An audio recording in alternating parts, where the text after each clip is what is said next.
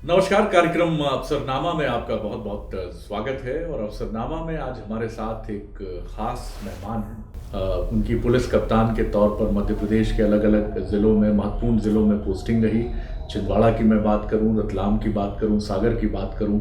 इसके अलावा डीआईजी और बाद में लीडिंग कैपेसिटी में उन्होंने बहुत महत्वपूर्ण काम किया है। और वर्तमान में 1989 बैच के वो आईपीएस ऑफिसर हैं और वर्तमान में एमडी पुलिस हाउसिंग कॉरपोरेशन की जिम्मेदारी वो निभा रहे हैं। तो मुलाकात करिए संजय माने जी से। सर, बहुत स्वागत करता हूँ। Thank you very much.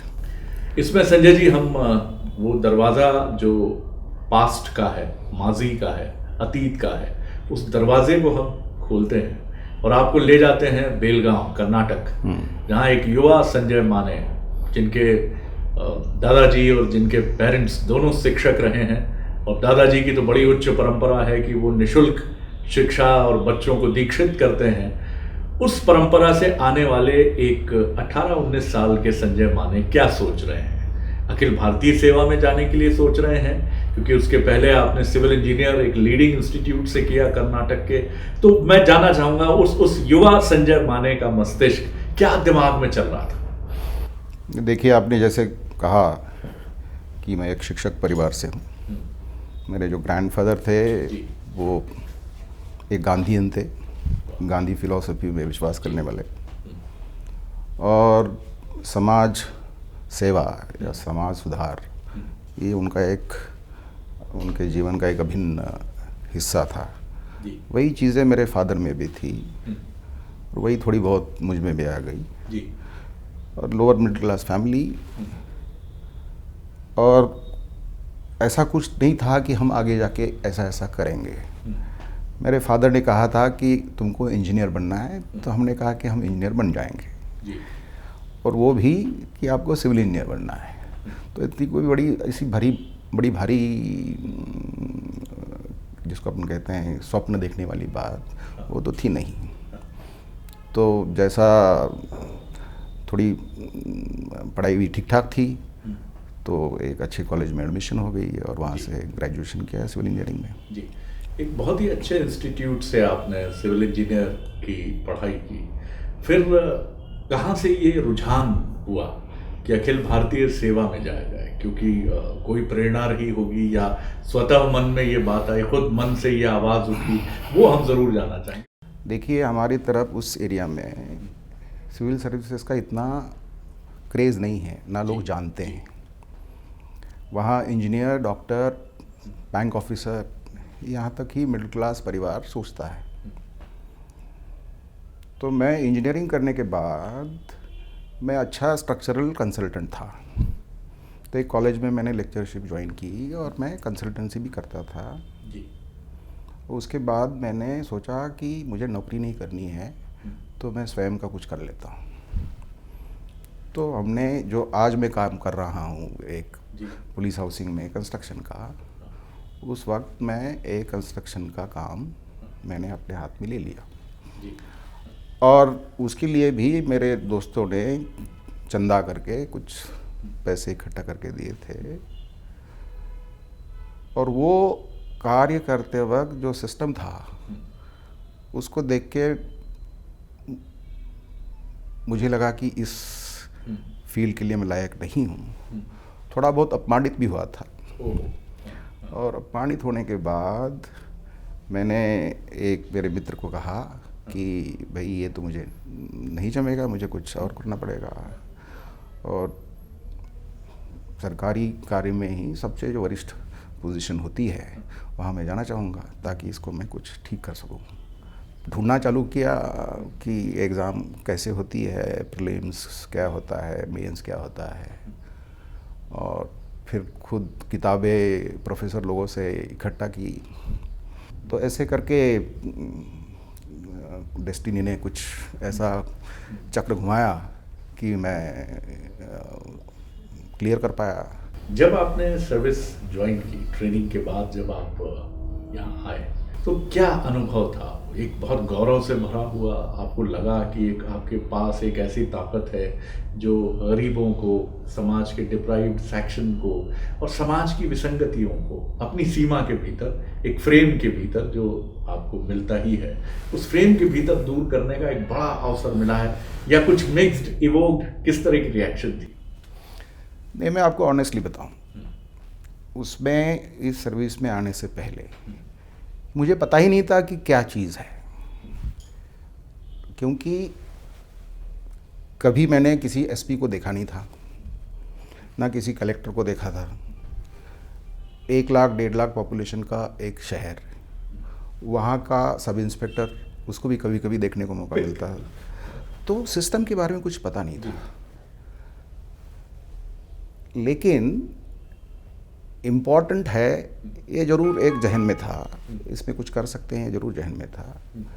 ये जो आप बात कर रहे हैं उसका एहसास मुझे मध्य प्रदेश में डिस्ट्रिक्ट ज्वाइन करने के बाद हुआ। डिस्ट्रिक्ट ज्वाइन करने के बाद जब एज प्रोबेशनरी ऑफिसर भी मेरे पास लोग आते थे, उनकी समस्याओं का मैं निदान करता था, या वहाँ के टीआई, वहाँ के डीएसपी, वो भी इसी लहजे से, या उनका एटीट्यूड भी ऐसे था कि जैसे किसी एसपी की तरफ होता है।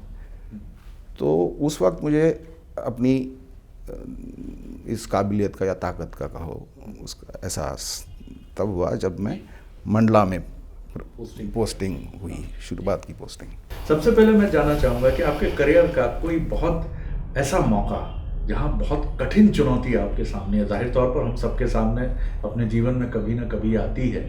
पहला मैं ये आपसे जानना चाहूँगा, फिर इसी से जुड़ा मेरा दूसरा सवाल होगा, लेकिन पहले कोई ऐसा अनुभव, जाहिर तौर पर ढेर सारे अनुभव होंगे। सबसे चुनौतीपूर्ण समय था गोधरा के बाद जी। गोधरा रतलाम से लगा हुआ शहर है जी। और रतलाम डिविजनल हेडक्वार्टर भी है रेलवे का, तो स्टाफ भी वहीं से उस ट्रेन में था। बहुत ही विदारक घटना थी, बहुत भयानक घटना थी, क्योंकि वो लगा हुआ एरिया था। तो वहाँ का भी माहौल कम्युनली काफ़ी सेंसिटिव हो गया था, और अफवाहें भी फैलने लगी थी कि रतलाम में भी इसका असर होगा, दंगे होंगे। तो ये बहुत चिंता का विषय था। मेरे एडिशनल डीजी थे इंटेलिजेंस, मिस्टर एन सिंह, वो अभी नहीं रहे, डीजी भी रहे, वो डीजी भी रहे। तो उन्होंने एक दिन मुझे फ़ोन करके कहा कि तुम संजय बारूद के ढेर पे बैठे हो। तो मैंने कहा सर, जब तक मैं हूँ ये बारूद का ढेर फटेगा नहीं। लेकिन फिर भी एक वातावरण में एक जहर फैलता है, तनाव होता है, वो आप देख सकते हैं, उसको महसूस कर सकते हैं। रात भर नींद नहीं आती थी। तो मैंने सोचा कि इसको कैसे डिफ्यूज़ किया जाए। तो डिफ्यूज़ तो तभी कर सकते हैं जब समाज का हर व्यक्ति एक दूसरे का पूरक अपने आप को समझे, एक दूसरे का साथी समझे और एक दूसरे पर विश्वास करें।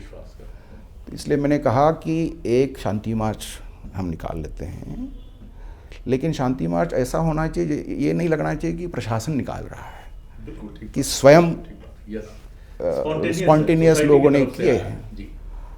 तो क्योंकि मुझे स्पोर्ट्स में भी काफ़ी रुचि है और वहाँ काफ़ी खिलाड़ियों के साथ में खेलता भी था, मदद भी करता था, तो कुछ खिलाड़ी और एक पत्रकार थे दैनिक भास्कर के, उनको मैंने बोला कि आप लोग एक शांति मार्च का आयोजन करिए, लेकिन हम पीछे रहेंगे, पर्दे के पीछे रहेंगे। शुरुआत में ज़रूर आएंगे। फिर वहाँ के शहर काजी, उन दिनों वहाँ के एमएलए थे मिस्टर हिम्मत कोठारी साहब, जो गृह मंत्री रहे, तो उनको भी मैंने फ़ोन लगाया कि आपको भी इस शांति मार्च में शरीक होना चाहिए। और बाकी लोगों को मैंने कहा जो महत्वपूर्ण थे। तो हिम्मत कोठारी साहब उस वक्त भोपाल में थे, तो उन्होंने बिना सोचे कहा कि मैं अभी तत्काल यहाँ से निकल रहा हूँ। तो एक चिंता उनके मन में थी शहर के प्रति, क्योंकि वो भी जान रहे थे कि कुछ गड़बड़ ना हो जाए।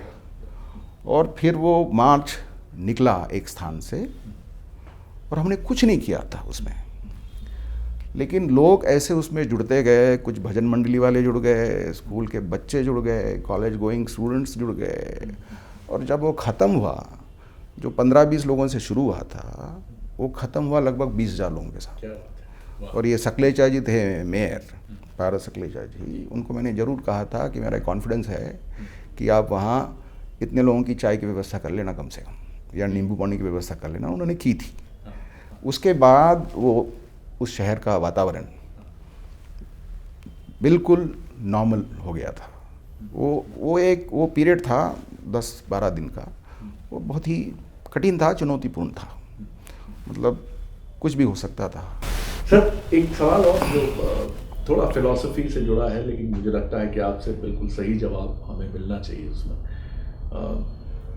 आपको क्या लगता है समाज कैसे लिटरेट हो कानून को लेकर, व्यवस्था, लॉ एंड ऑर्डर को लेकर? आईपीएस में आने से पहले मुझे आईपीसी के बारे में एक भी चीज़ नहीं मालूम थी। मैं भी चंद धाराओं के लॉ, ये पता था कि मारपीट हो गई तो पुलिस आएगी, ले जाएगी, इतना पता था। लेकिन जब आप डीप में नौकरी में आने के बाद देखते हो तो एक डिस्क्रिप्शन जैसा हो जाता है कि अगर मैं आपको 1 घंटा आपके साथ मारपीट करता रहूं और आपकी हड्डी न टूटे तो आपके खिलाफ धारा 323 लग जाएगी, जो जमानती है। और सामने वाला सोचेगा उसने इतनी पिटाई की फिर भी उसकी जमानत पुलिस ने दे दी, तो पुलिस ने कुछ गड़बड़ की होगी। लेकिन उसने एक दांत से काट लिया आपको तो बड़ी गंभीर धारा लग जाएगी, 324 लग जाएगी, और आप जो है जेल के अंदर चले जाओगे। तो ये समझ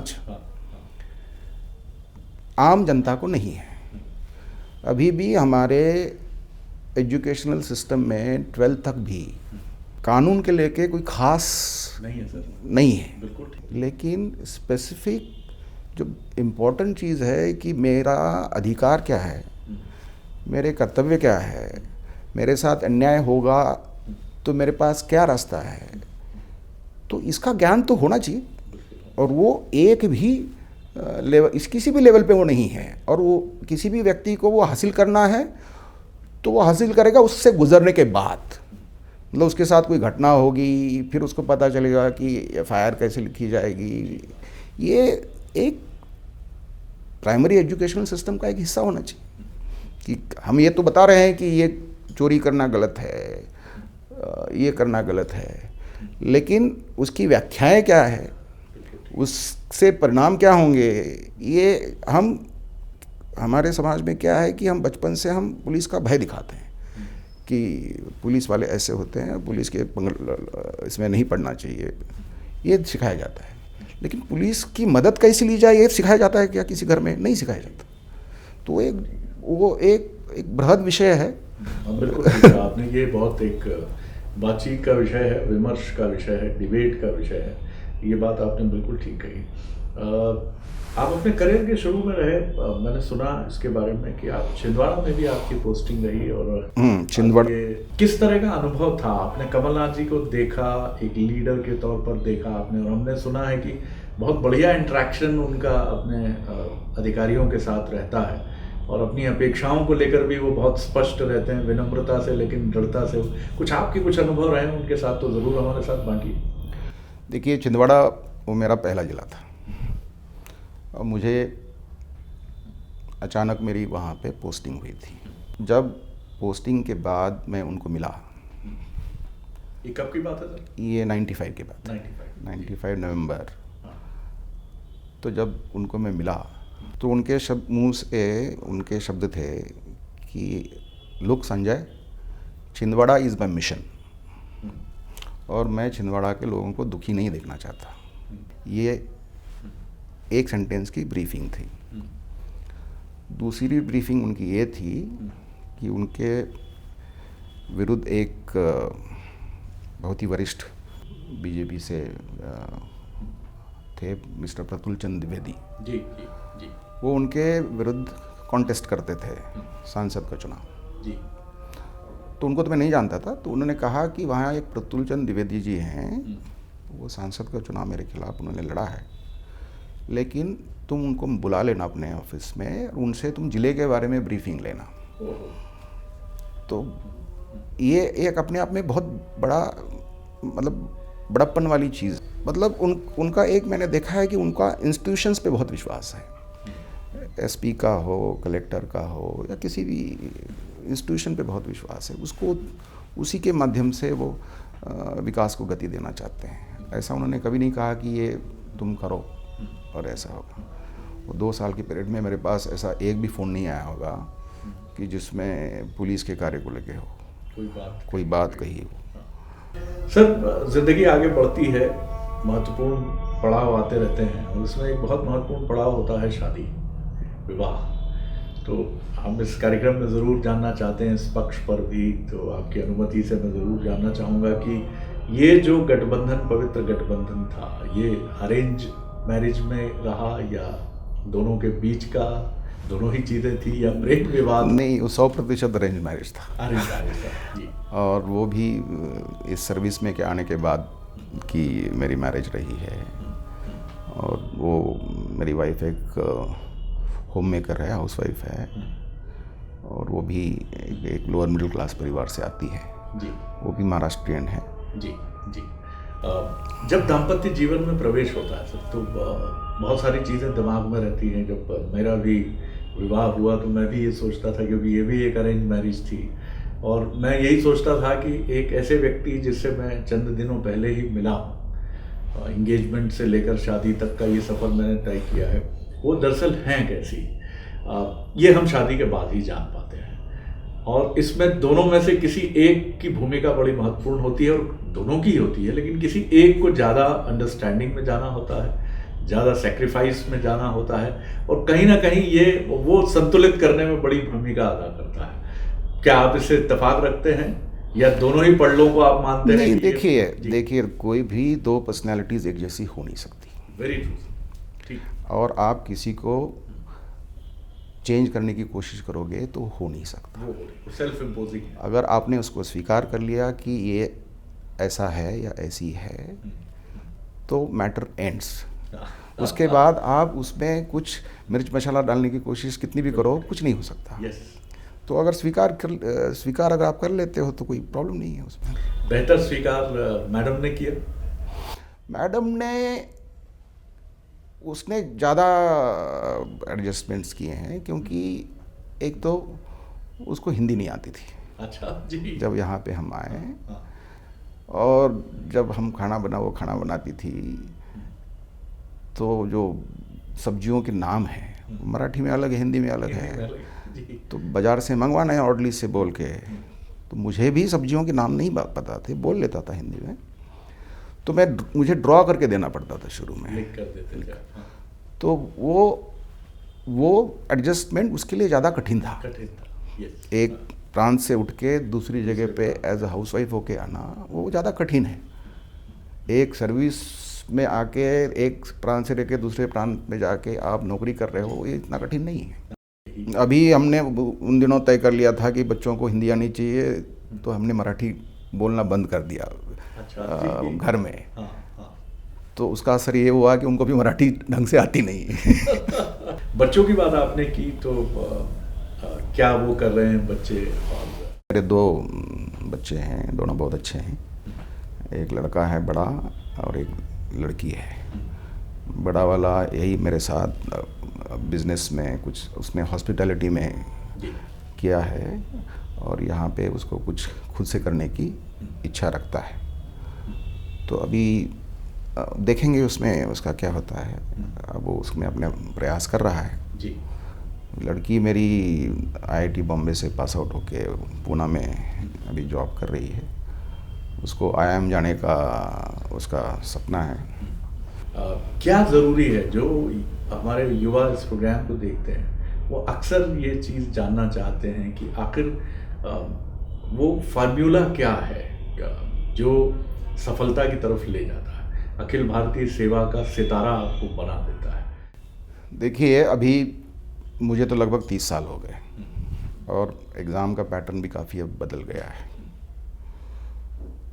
लेकिन इतना मोटे रूप से मैं ये कहना चाहूँगा कि पढ़ने के लिए तो बहुत है, और इस एग्ज़ाम में नॉलेज होना बहुत ज़्यादा आवश्यक है कि हर फील्ड का आपको नॉलेज होने की आवश्यकता है। ज्योग्राफी हो, सोशोलॉजी हो, हिस्ट्री हो, यूरोपियन हिस्ट्री हो, एंशिएंट इंडियन हिस्ट्री हो, मतलब ऐसा कोई सब्जेक्ट नहीं है जो इसमें जनरल स्टडीज़ के माध्यम से या किसी के माध्यम से ना पूछा लिया जाता था। तो 1 साल 2 साल की तैयारी से तो होगा नहीं। वो शुरुआत से ही अगर आपको पढ़ने की आदत है, ज्ञान ग्रहण करने की आदत है, वो तो हो, तब तो एक आपके पास एक भंडार हो जाएगा।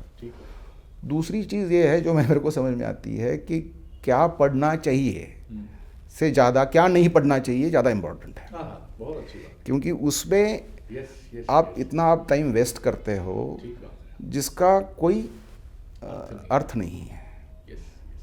तो वो एक, अगर आप क्या पढ़ना ज़रूरी है, क्योंकि आपके पास घंटे तो उतने ही हैं, तो क्या कचरा आप अलग रख सकते हो, वो मोती जैसे आप क्या चुन सकते हो, वो महत्वपूर्ण है। नहीं तो एक रट लगा के पढ़ाई से मुझे लगता है थोड़ा मुश्किल है। आपका सर सब्जेक्ट जो था वो क्रिटिसिज्म, आपने मराठी लिटरेचर चुना था, और क्या इंटरव्यू में आपसे कुछ कठिन सवाल आपके, क्योंकि एक यंग एज में एक समालोचक की तरह आप इंटरव्यूअर के तौर पे गए थे वहाँ?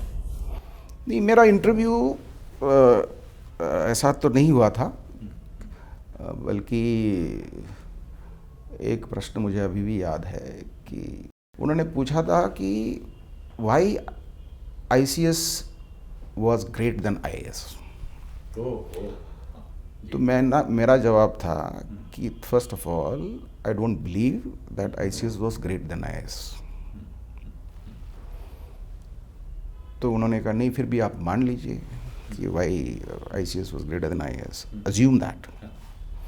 मैंने अगर अजम्पशन ही करें, थोड़ा मेरा सोशल बेंड ऑफ माइंड है, तो अजम्पशन में ये कर सकता हूँ कि ICS देने की कुव्वत बहुत कम लोगों में होती थी, क्योंकि उसकी एग्ज़ाम लंदन में होती थी। तो कुछ गिने चुने लोग ही इंडियंस उसमें जा पाते थे, तो इसलिए एक एलीट क्लास था, इसलिए आप शायद उसको अच्छा मानते हो। और फिर मैंने कहा कि आज के डेट में जो एक प्रशासनिक अधिकारी को जो कार्य करना पड़ता है वो ICS को नहीं करना पड़ता था। वो जज भी था, वो कलेक्टर भी था, तो उसके लिए तो आसान था। तो इस तरह से मेरी उनसे चर्चा हुई। वो सही गलत थी मैं नहीं जानता, लेकिन मेरे विचार वैसे थे। सर, एक और फिलॉसफी से जुड़ा सवाल ये है कि जिस दौर में आप पुलिस कप्तान थे और जो दौर 2019 का है, क्या अंतर पाते हैं? हमेशा हम कहते हैं कि पहले का समय बहुत अच्छा था, आज का समय बहुत खराब है। अब न रहे वो पीने वाले, हाँ, अब न रही वो मधुशाला। हाँ, ये हमेशा कहा जाता है, जबकि ऐसा कुछ नहीं है। हम लोगों की जनरेशन ऐसी है जो एक अभाव की ज़िंदगी भी जिसने देखी है, और अभी की जो जनरेशन है उनको, ख़ासतौर से मिडिल क्लास, उनको अभाव की ज़िंदगी देखने का अवसर कम मिलता है। समाज बदलता है, समाज की जो परंपराएं हैं वो बदलती रहती है, उसके अनुरूप ही बाकी सिस्टम भी बदलता है। मैं आपको एक सिंपल सा उदाहरण देता हूँ कि जब लोग हम SP थे तो आप भी जानते होंगे कि पहले गिरोह के गिरोह आते थे, पेट्रोल पंप लूट के चले जाते थे, डकैतियाँ होती थी, बड़ी बड़ी डकैतियाँ होती थी, शहरों में होती थी, ठीक है। नकबजनियाँ होती थी, नकबजनियाँ मतलब जो अपना दीवार फोड़ फाड़ के ये सब कुछ, वो आजकल नहीं होता है। लेबर इश्यूज़ बहुत थे पहले, वो अभी तो अब लगभग ख़त्म है। स्टूडेंट पॉलिटिक्स बहुत थी, वो नहीं है। अभी समस्याएं अलग है और जनरेशन भी अलग है। तो ये जो नई जनरेशन है वो समस्या के साथ साथ ही आगे बढ़ी हुई है, तो उसका वो निदान ढूंढ लेंगी। अभी रास्ते पे जो क्राइम होता है, इंटरनेट पे जो क्राइम होता है, वो ज़्यादा महत्वपूर्ण हो गया है। उसके लिए जो अभी नए लड़के आए हैं वो उसके लिए दक्ष हैं। हम कभी ये नहीं कह सकते कि हमारे समय में बहुत अच्छा था और आज इनको कुछ नहीं आता है। इवोल्यूशन जैसी थ्योरी। यस, मतलब मेरा 89 बैच है, अब 2018 बैच आया है, तो 2018 बैच का अधिकारी वो 2018 के समय के हिसाब से सोचेगा ना। आपने 89 में एक विकास किया, उस समय के चैलेंजेस को देखा, 2018 वाला इस दौर की साइड वो देखेगा, ऑल दिस थिंग वो मैनेज करेगा। मुझे आप इसके बारे में मेरे को बहुत अच्छा किस्सा याद आता है कि जब मैं प्रोबेशनर था तो एक चैनल होता है, एक टेंडेंसी, तो एक सीनियर ऑफिसर आए थे आईजी रैंक के, सर्किट हाउस में हम लोग बैठे थे, तो उन्होंने मुझे कहा कि तुम क्या है तुम्हारा बैकग्राउंड। मैंने कहा इंजीनियरिंग। तो उन्होंने कहा कि कैसे कैसे अब बैकग्राउंड से लोग आ रहे हैं, पहले तो ह्यूमैनिटी से ज़्यादा आते थे, कैसे कैसे बैकग्राउंड से लड़के आ रहे हैं, मतलब आईपीएस तो बर्बाद है आगे। तो मैंने कहा सर देखो, मैं तो अभी अभी आया हूँ, अगर बर्बाद हुआ है तो आपकी वजह से हुआ है, और आगे होगा तो मेरी वजह से होगा। तो ये अभी भी लागू है, हमने जो ला के रखा है जहाँ तक, उसी से आगे वो गेंद लेके जाएगा। एक मराठी भाषी होने की वजह से एक विनोदात्मक शैली आपको गिफ्टेड रही है, और जिसकी वजह से कई बार आप सामने वाले को चौंका भी देते थे इस तरह के जवाब देके। एक गडेरिया गिरोह था सर, हमने सुना कि उसके एलिमिनेशन में, उसको ख़त्म करने में बड़ी भूमिका रही थी आपकी। कुछ छोटा संक्षेप में उसके बारे में कुछ अगर आप बता सकें। नहीं, उसमें ये था कि गडेरिया गैंग ने 13 ग्रामीणों की हत्या की, राम बाबू और दयाराम गडेरिया ने 13 लोगों की हत्या की थी, ऐसे एक लाइन में खड़ा करके। उसके बाद मेरी और संजय राणा साहब की पोस्टिंग वहाँ हुई थी रातों रात। तो उसमें पहली बार गडेरिया गिरोह का सदस्य 10 या 12 साल के अंतराल के पश्चात पहली बार वो हमने एलिमिनेट किया था जी। और उसके बाद वो सिलसिला चला, हजरत रावत जो भी एक 20 साल से एक्टिव था वो एलिमिनेट हुआ, ऐसे बहुत सारे एलिमिनेट हुए। फिर 2 या 3 लोग बचे थे, राम बाबू, दयाराम और एक कोई और, तो हम लोगों के ट्रांसफ़र के बाद उनका भी खात्मा हो गया था। तो आज के डेट में ये मैं बात बता रहा हूँ आपको 2005 की, उसके बाद से ये जो मेजर गैंग्स थे वहाँ के वो ख़त्म हो गए। कंक्लूड कर रहा हूँ सर इस बातचीत को, जैसा मैंने व्यूअर्स से भी कहा कि बहुत सारे शेड्स हैं आपकी पर्सनैलिटी में। एक स्पोर्ट्समैन है, एक विचारक भी मैं देखता हूँ हमेशा, जिसने मीडिया के साथ एक बहुत हेल्दी रिलेशनशिप को एंजॉय किया। स्टैब्लिशमेंट के जो लोग रहे, पॉलिटिकल बॉसेस जो रहे आपके सिस्टम के, आपके बहुत अच्छे रिश्ते रहे, चाहे वो कमलनाथ जी हों, चाहे वो हिम्मत कोठारी हों, या फिर और रहे हों। ये जाहिर तौर पर आपके भीतर की एक काबिलियत। आप सिंगर भी बहुत अच्छे हैं सर, ये भी हमने सुना है। हाँ, गाना में थोड़ा गा लेता हूँ। ज़रूर मैं चाहूँगा कि इस बातचीत को ख़त्म करने के पहले कोई भी पसंदीदा हिंदी, मराठी कोई भी गीत हो जो आपको अच्छा लगता हो, तो कुछ चंद पंक्तियाँ उसकी गुनगुना दीजिए सर। आपकी आँखों में कुछ महके हुए से राज है, आपकी आँखों में कुछ महके हुए से राज है, आपसे भी खूबसूरत आपके अंदाज है, आपकी आँखों में कुछ। वाह वाह वाह सर, और मुझे नहीं लगता कि इससे कोई खूबसूरत नोट हो सकता है इस बातचीत को ख़त्म करने का। इसी नोट पर इस बातचीत को हम ख़त्म करते हैं। अगली बार एक और अवसर के साथ आपसे मिलेंगे। इजाज़त दीजिए, नमस्कार।